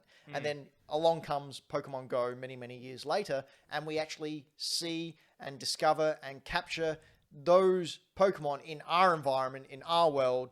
I am quite surprised by this news, actually. But it got me thinking, what other Nintendo IP do we think could work? Not Mario. Mine is a Zelda game, but instead of playing Link or Zelda or one of the mainstays, you play a detective trying to hunt down the small boy who keeps breaking into people's huts, smashing their pots and stealing all their rupees. Just no AR game. Just make that a game. No, but you imagine just walking around and you see some broken pots around the house and some footprints, and then you hear What's the little elf's name? Is it Mr. Tingle. Tingle, yeah, you're Detective Tingle. Oh, yeah. Are we getting back Just to like the sex worker thing again? Or? Floppy, you got any ideas for a Nintendo IP which would work in AR? Pikmin? Braden, got any Nintendo IP? Maybe Metroid? Good old Metroid. How's Metroid going to work? Well, you're hunting the aliens. You're tapping them. I honestly can't think of anything. Actually, that'd be pretty cool. At all. I want Luigi's brunch dates, and in AR you go to therapy with Luigi, and he talks about his problems, and you get to talk about your problems with him, and it's an AI, and he responds to you based on what you say to him, and he gives you therapy. And he just goes, wah! That's Luigi, isn't it? But Luigi can't because Luigi's a loser who canonically, the year of Luigi, Nintendo's worst performing financial year in the history of the company. Canonically. So in the real world history. The real world, canonically, in our reality, My God. the year of Luigi was the worst performing financial year in history. I want Phoenix Wright AR game. We have to go around your house and find clues and then put them together. That'd be pretty cool, actually. We've got some good responses in the chat here. We've got Digimon Go. Oh wait, no, that's not right. We've got. You said good responses. So we've got Game Boy Dad suggested Yoshi's Underbelly World. And so we've is that got, like a sex Mario game or is that Kart. a crime game? A little bit of column A, a little bit of column B. Hey, I'm here for it. Quack. What's the Yoshi noise? Oh, All right. Quack. when you punch him in the back of the head. Yeah, that's right. Speaking of punching people in the back of the head, I'm going to talk about Fortnite. Yikes. So, as many people know, and as many people may watch in our streams, I do play a little bit of Fortnite. I enjoy it. It's great to jump in, spend 15, 20 minutes playing a game, get killed, jump out. It's a good time. Get killed, jump out. Good time for everyone. We had the big Season 6 opening finale event come along where Jonesy was investigating the blowing up of the 0 point and trying to save the world. I was really impressed with this. Coming off the Galactus event, you actually ended up playing along in the event now, and I think it might be sort of like the MO going forward, is that you are playing and interacting with these big Fortnite events. Unfortunately, on a side note for this, so basically when you booted up Fortnite after the premiere, you played this, you got this video which we're watching now, and then you jumped into gameplay, which you skip forward a little bit, Braden, and it was basically you going around trying to fix portals and reality as the time stream sort of erupted around you. It was fun. I really enjoyed it. You can see here, you got Xenomorphs, you got T-800s, you've got Kratos coming in and fighting Flapjack. Then you got the Predator going up against Kit. Not Kit, Meowscles, that was his name, Meowscles. Lara Croft is in there. Ryu's throwing a Hadouken at the banana, Slippy, whatever his name is. Oh my god, he got brutally murdered. Yeah, Ryu kicked his butt. Anyway, you've only got till next Wednesday to play this game if you want to, so jump in now if you want to play it. Now, it revealed the leader of the Seven, whose name is the Foundation. So the Seven are basically a group of people who've been revealed throughout the last 2 years of Fortnite. We've slowly been introduced to them, and they're revealing that the meta storyline behind it all. But the Foundation was summoned by Jonesy, and he had to try and... You can see him in the middle there, just pulling together the 0 point, trying to contain all the energy. Jeff Keighley came out after the event on Twitter and said, "Does anyone know who voiced the Foundation?" Which got me thinking, hang on, Jeff Keighley knows something, because Jeff Keighley wouldn't say that unless he was... Like, Jeff Keighley was in an event last year, the Star Wars event. Did some reading into it. People are starting to think that the Foundation, the big guy we can see in the middle there trying to save all of reality, is actually The Rock. Oh, that'd be cool. Now, the reason they've got this, they've got evidence. The first one coming from last year's Thanksgiving parade, or the year before, where there was a rock blimp that looked very much like a Fortnite skin. Now, there's a picture there, Braden, if you could bring that up. Yes.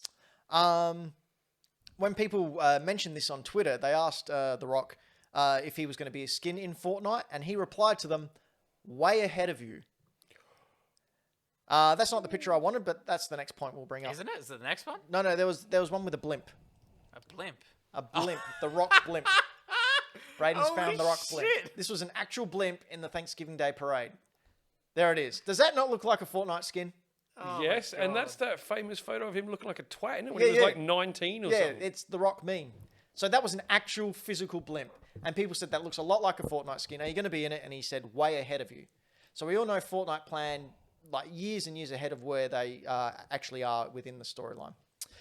Then we have the picture that you brought up just before, Braden. Yo.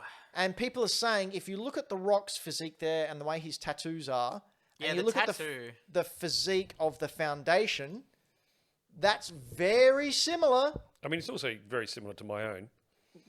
No. Very, very similar. Specifically, see the way, as Braden's pointing out there, the pec and the arm is a different color to the rest of him, much like highlighting The Rock's Maori tattoos. Oh, not Maori, sorry. Oh, my goodness. Pacific Islander. Yeah, Samoan. Sorry. Or my odd tan lines. Yeah. And yeah, as I said, the fact that Jeff Keighley brought it out and said, "Oh, does anyone know who voiced him?" Like, I'm starting to buy into this theory. I'm starting to buy into the fact that The Rock may be the Foundation. I can smell what Jeff Keighley's cooking. The Rock, the Foundation. Oh. Rock Foundation.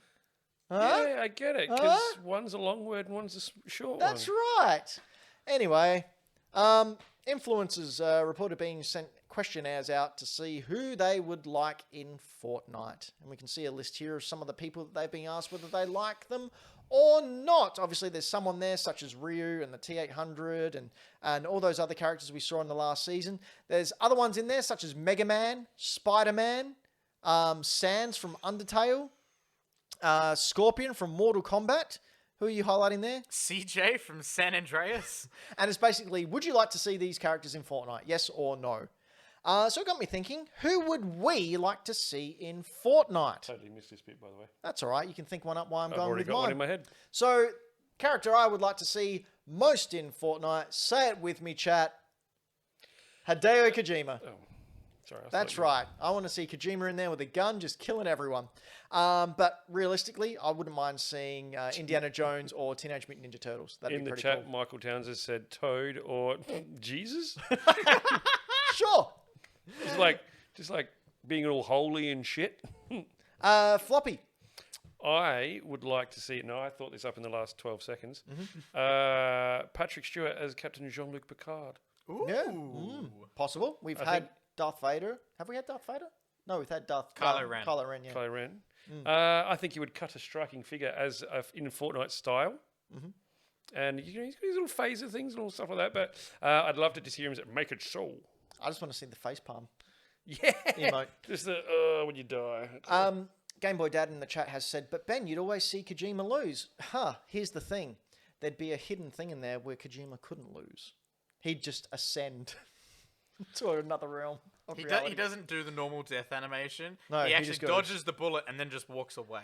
He what happens is like his health goes to 0, and instead of going and being re-looped, he would just tilt his glasses and go, good one, and just walk off. Michael Towns in the chat. Gilbert Gottfried and Bobcat Goldthwait. My God. Braden, do you know who they are? I was about to say, I like the way no I one know knows. who Gilbert Gottfried is. I had no clue who Bobcat Did you ever Goldthwait see is. Police Academy? I think it was 3. I only saw the first one. And Okay. I went, oh, shit. Bobcat Goldthwait was a comedian who had a thing where he would talk. I don't know how best to describe it. Kind of yelling, kind of yelly and screamy, but also in like a Oh, wow, I've never seen our viewers drop off so quickly. really, Crazy. really high kind of. Just sort of like that. They Holy either shit. died or gone to sleep. I can't tell which one. Oh, my God. Uh, So good. Brayden, who do you want to see in Fortnite? Well, now that you've got me thinking about real life actors and people, and we're talking about The Rock and we're talking about Gilbert Gottfried, I want Danny DeVito in here. As a character or just as himself? Danny DeVito. I want Bob Hoskins, but as Mario in there. Oh my Oh. God. Super Mario Bros. movie. Oh my God. Oh, Floppy, is there some free games we can talk about? It sure is. I hope so. Yeah, man. So we've obviously talked about a bunch of free games that's coming out on PlayStation already. Yep, you can get them now. Download Should them. have them already on a list and probably downloaded on your PlayStation Plus. So Xbox. They What we got some cool stuff. We've got things like Star Wars Squadrons. Ooh. Now, I played this when it first came out because I was really excited. Now, this is with Game Pass, correct? This is with Game Pass. Yep. I was a big fan of the X-Wing versus TIE Fighter back in the day. Squadrons came out. It is so damn pretty. Yeah. It is so damn pretty. But I was a little disappointed at a full-price game. Right. So when it came out on Games Pass, perfect. Why were you disappointed that it was a full price game? It just didn't seem to have as much to it as I thought it was going to. I think the story was a little bit It's less full-price game. It's multiplayer, and then the story is made up of little missions. Isn't Right. that right? Correct. Yeah. So the campaign isn't quite As fleshed fulfilling. out as Yeah. I thought, and I'm a big campaign person, not a huge multiplayer because we don't have person. any friends. No, I got friends. I don't. No, you don't. So But as a Games Pass game, I think this is perfect. So if you're a Star Wars fan, if you're it's a flight sim fan, arcade style, jump on that one. The other one that's coming out to console and PC, and I did not realize this was coming to the console. I knew it was coming to PC. Is Octopath Traveler. I knew you were going to say that. Yeah. Look, if you haven't played, if you've got a Switch and haven't played this, get it. Yep. Or if you've got a PC or if you've got an Xbox and you're on Games Pass, freaking get Octopath Traveler. Oh, yeah. This is one of the most beautiful looking, sounding, and playing games I've played in the last, I don't know, 10 Another years. game I have to get back to. Oh, Really good RPG, really solid RPG. People in the chat, Game Boy Data said he's put over 100 hours well into that game. Great game. Great game. Play it. Play it for free on Game yeah, Pass. it's free. You go Games Pass, do that. So next segment we missed out on last show, so we'll go through it quickly now because I think it's worth talking about. But I have here 5 Wii U games which are yet to be ported over to Switch. Now we've seen basically the whole Wii U library all 20 games, come across onto Switch. And there's just a few absentees, which I think really need to make the jump over so we can just sort of let that system lie in history where it belongs. I just got one. I really like the Wii U. I didn't think it was a bad system at all. Sort of that awkward in-between system between the Switch and the Wii. Sort of, yeah. Anyway, very first game I would like to see come on over is Legend of Zelda: The Twilight Princess HD. Braden, have you ever played Twilight Princess? Nope. Would this game interest you at all if it was on Switch? A little. Thank you, Braden, for that expert commentary. Floppy. Never played it. Really? Are you a Zelda fan? I am a Zelda fan in the fact that I enjoy the ones that I eventually get to. Mm-hmm. I'm not a I must play everyone kind of guy. So I first played this on the Wii. It was a launch title for the Wii. It was also one of the last GameCube games to come out on the Wii. Interesting fact, the GameCube version, much like Breath of the Wild, was developed first. And then when the Wii was coming out, they just flipped the entire screen. So the GameCube version, Link is left-handed, and then right-handed because they just flipped the entire game around because the majority of people are right-handed for the Wii version. Oh, because of motion control. Yeah. That's pretty funny. Next game, I'm sure Triple Indy would agree with me, Xenoblade Chronicles X to come on over. Now, Xenoblade Chronicles X, was that the sequel or was it sort of like a side quest? I'm not I too don't know. sure. I didn't get to play this one because I didn't have A Wii U? a Wii U. Well, now you do. Now I do, so I'm going to get it. I've never played any of the Xenoblade Chronicles. It was something I did want to play, but I'm just really trepidatious to jump into an RPG because I know how time-consuming they are. This one's And I got know mechs. if you don't stay on top of an RPG and continue to play it, you slowly melt away all the, well, especially at our age, all the button and controller input thingies with your fingers. The mapping. Yep. And at our age, that takes like 12 minutes. Yep, and you just got to remember it and forget it. So, you know, it's a hard one. But still, I think a lot of people would be up for seeing Xenoblade Chronicles X come on over. Next one is a game that you picked up recently. I did. Star Fox Zero. Have you played it yet? I haven't. Right. So basically, like every Star Fox game that's been made since the Nintendo 64 version, it's just a remake of the first game again. That's it. Is the control system in this not like heaps more superior? Well, you can change Superior to the original? the R-wing can change into a chicken walker in this one. That's cool, man. Next up, it's a game that I really would like to see come over because it was a really fun mini game. Is Nintendo Land. Like, I'm actually confused as to why this hasn't made the leap over. Surely it'd be easy enough to send over. It was, for those of you who didn't know, you landed in a hub world and you went into like these little craft type variations of different Nintendo properties and you just played mini games. It was a lot of fun. Why are we not doing this but we're getting Miitopia? Exactly. We're getting Miitopia ported over from the DS. Why can't we have Nintendo Land? Why are we not getting this? Isn't this... I would say this is better than Miitopia. Oh, easy. Absolutely. So Weird. Nintendo, get Nintendo Land on there. And you two can It's catch literally Mario. got your friggin' name in the title. Just do it. And it's just a really cheerful, wholesome game. And last but not least, I don't think this is going to be a surprise to anyone. I would like to see the HD remake of The Legend of Zelda Wind Waker, one of possibly the best Zelda games ever released. And I have a real fond spot. Fond spot? Yeah, sure. I heard you got a fun spot. Yeah, it's right there. I heard of a different one. Legend of Zelda, I have really fond memories of this because I was around and I was a teen when the controversy came out about cel-shaded Link. Like, people saw these screenshots and were up in arms that we didn't get a realistic-looking game after Majora's Mask and Ocarina of Time. How dare they? How dare they? And this was the most charming, most wonderful game you could ever play. It was great. I've got this on GameCube. Really good game. I've got it on GameCube. I haven't finished it, but I have played it. You need to finish it. Nice chunk. The only thing I don't like about this game is the end fight with Ganon. Because all you do is the lock-on technique is really cool, but also like really baby mode. So you can do 3 or 4 attacks just by locking on and then pressing A repeatedly because your dodge is also your attack button. I am totally okay with baby mode. And the final fight with Ganon, all you have to do is lock onto him and just keep pressing A and he just rolls around and does these uppercuts everywhere and you defeat Ganon quite easily. But it's really brutal. At the end, Link just shoves the Master Sword right into Ganon's forehead. Spoilers. Like, brutally. So, wow. Oh, GameCube version also came with a really cool bonus disc of Ocarina of Time and Ocarina of Time Lost Levels or something like that, where they redid all the dungeons. It was really, really cool. Anyway, you know what else is really, really cool? What's that, Ben? Brayden versus the world! Oh, hello. Yay! So, for those of you who are new here, hello, welcome.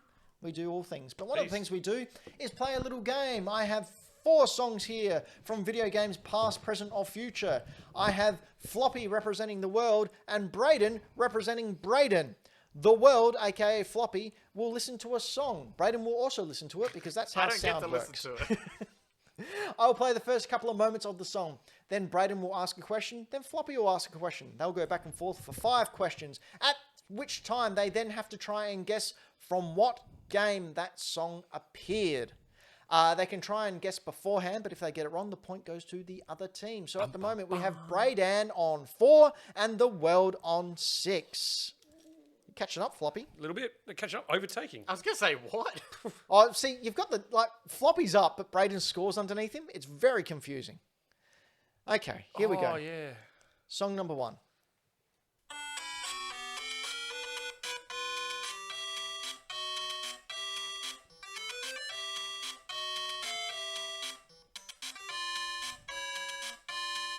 Ducktales.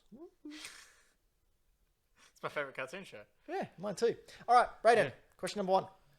What console was this released on? This was released on the Switch. Floppy. Have we talked about it this show? We have. Question number 2, Brayden. Oh, God.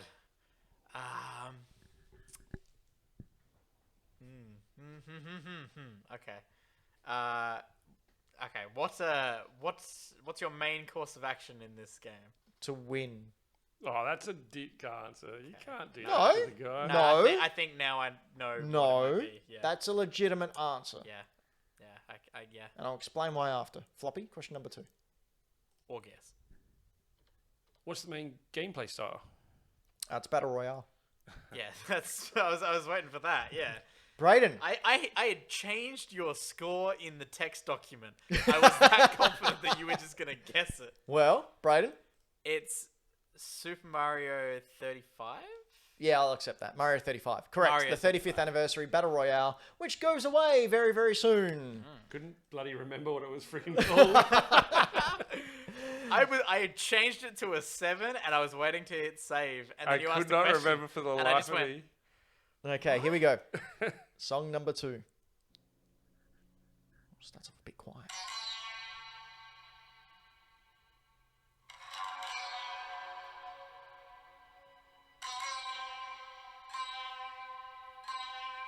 DuckTales. He gets first question, doesn't he? Yes, he does. Brayden. Yeah, I've Question number already changed my score.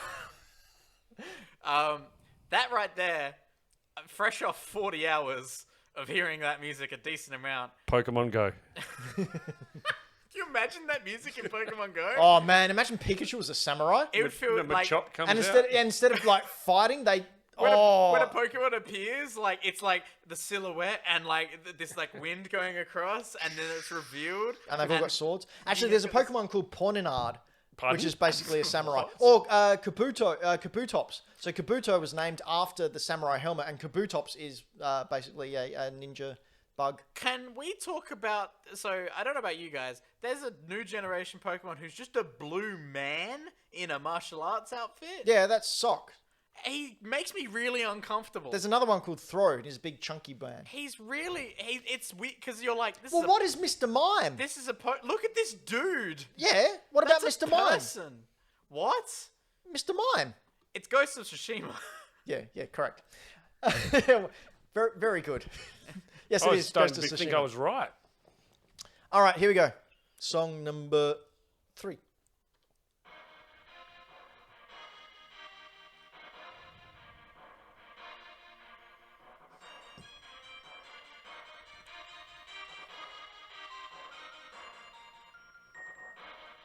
Okay, question number 1, Braydan.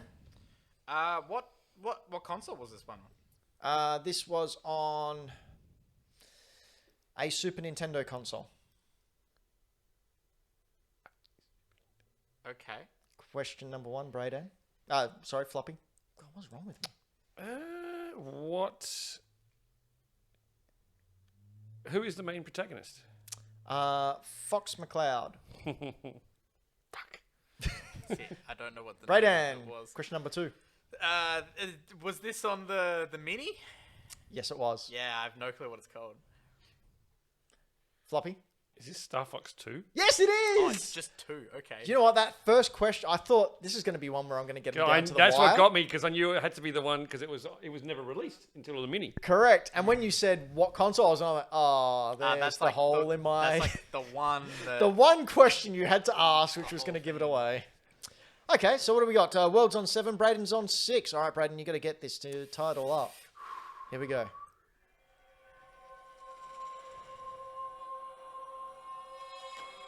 Pokemon Go.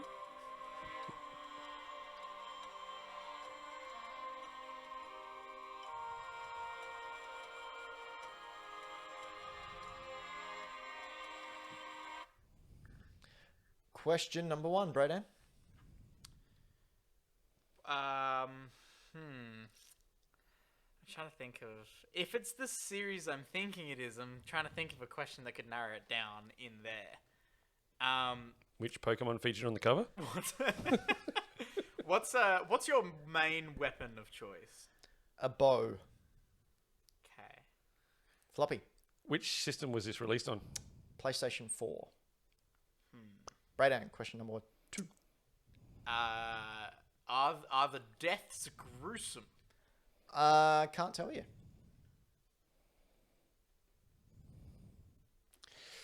I'm going to take a stab, and it might tie it for me, or it might not. Is it Horizon Zero Dawn? No, it's Horizon Zero Dawn, the Frozen Oh, Wilds. come on, man. that's I'm so bull. sorry. Are you fucking kidding me? I'm What? so No, sorry. Okay. Was that an original song for the score that was purely added in Frozen Wilds? Yes, it was. Okay, I'll give him Because that. I specifically looked that up because I am a prick. Yeah, that is a Ben thing to do. And at the end of that Dark on version of Brayden let versus me the finish. world, we have Brayden all caught up and tied up with the world on 7. We're 7 apiece. I All won't happy. lie, I thought that was Tomb Raider. As See, I soon as you thought said that. gruesome deaths, I'm like, he thinks it's Tomb Raider. Yeah, Yeah. And I'm like, it's totally Horizon Zero Dawn. Because I heard it and I was like, okay, this is sounding a bit Uncharted. And I was like, okay, I'm thinking it's going to be Uncharted. He's going to say, like, the 9mm as the main weapon. There was bow, and I was like, oh, it's Tomb Raider. Wasn't at all. And I'm like, it's Horizon Zero Dawn, dickhead. No. And So you nailed it. I almost was going to caution you with the Ghost of Tsushima because they had a DLC as well. And I was going to lay a hint there, but then I thought, no, stuff that. You're like, oh, you almost butchered. Close. Anyway, 7 apiece. Well done, everyone, apart from Floppy, who failed miserably. We've been Hack the Dino, news and nonsense, video game, program, podcast, and way of living a good and healthy life. You can find us over on twitch.tv/hackthedino. Don't forget to subscribe if you want to give us money, or follow, or notify, because we will be streaming a lot more. Floppy, I think you're going to continue on with your John Hex. John Hex? John Hicks Weck. Yep, that one. I'm going to continue with John Wick Hex, and then possibly move on to 13 or Fahrenheit or something like that. Be sure to sound off below. Let us know what games you'd like to see Floppy and I play. I'll probably jump in with some more Fortnite. Other games that I should really try and work through. Maybe God of War on the PS5. That might be a good one. Ooh, good one. Yeah. Long game to stream. If you don't like our faces and want to just hear our sweet, succulent, honey-dripping voices, head on over to all podcast apps, because we're there talking into your ear and giving it a little kiss. Not too loud, though, because it squelches and you go, "Arr!" One of those nice kisses. Yeah, one of them.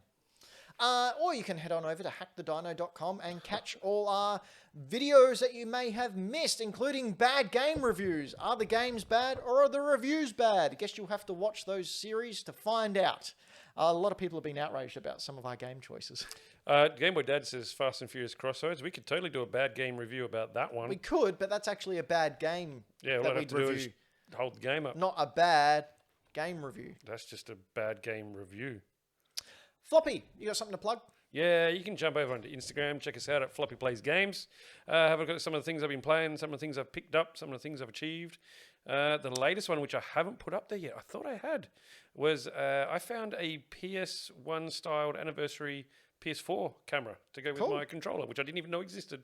That's my Sea of Thieves controller that I picked up the other day, which is so goddamn pretty. And you're picking something up this weekend, I I believe. am. Are you going to tell us now, or are you going to surprise us? I'm picking up a SNES game, boxed SNES game, but I won't tell you what it is.